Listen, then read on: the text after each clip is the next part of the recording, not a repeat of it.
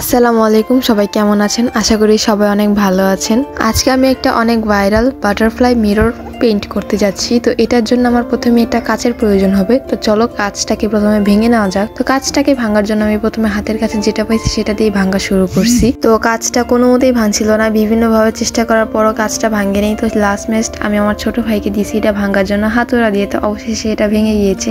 তো এখন এটাকে গুঁড়ো গুঁড়ো করে নিচ্ছি আমরা ভালোভাবে। তো আমার গ্লাসগুলো গুঁড়ো করা শেষ। এখন এগুলাকে আমি সাইডে রেখে একটা পেস্ট ছিঁড়ে নেব। পেস্টটা ছিঁড়ে নিয়ে আমি একটা স্কোয়ার শেপের মতো কাট করে নিব।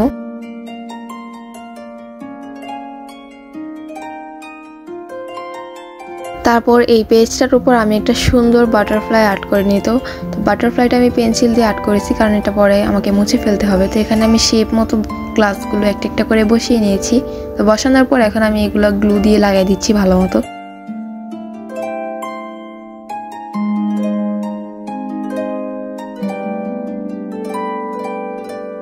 তো এই তো আমার গ্লু লাগানো শেষ। তো এটাকে এখন আমি সাইডে শুকানোর জন্য রেখে দিব কিছুক্ষণের জন্য। তো এটা শুকিয়ে যাওয়ার পর এটার আশেপাশে যে পেন্সিলের দাগগুলো ছিল সেটা আমি হোয়াইট অ্যাক্রিলিক কালার দিয়ে এটা ভ্যানিশ করে দিব। তারপর বাকি সাইডের বাটারফ্লাইগুলা আমি সাইন পেন দিয়ে একটু হাইলাইট করে দিব, যাতে এটা স্পষ্ট বোঝা যায় এটার বর্ডার লাইনগুলা।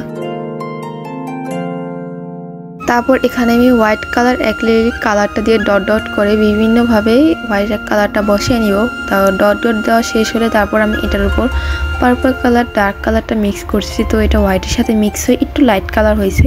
তো আমি এই শেডটাই চাচ্ছিলাম।